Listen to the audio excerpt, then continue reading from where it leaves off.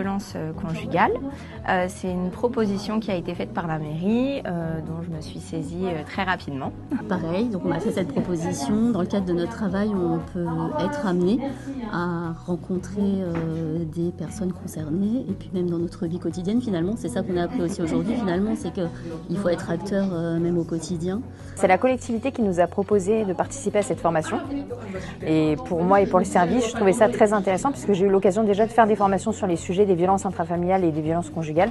Et je trouvais ça intéressant de pouvoir enrichir encore plus mes connaissances pour mes collègues de travail.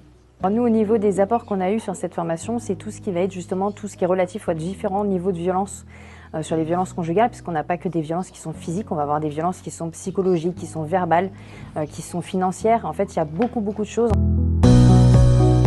Ça a permis vraiment de mettre des mots sur les différents types de violences. C'est vraiment quelque chose qui va nous servir, je pense, dans nos vies quotidiennes, que ce soit au travail ou dans la vie personnelle. Oui, ça a permis de mettre des mots vraiment sur les mécanismes, finalement des choses des fois qu'on sait, mais qu'on n'identifie pas forcément.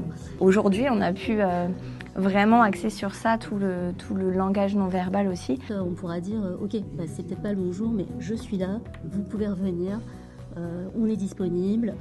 En tout cas, vous n'êtes pas toute seule et vous pouvez revenir si vous avez besoin de parler.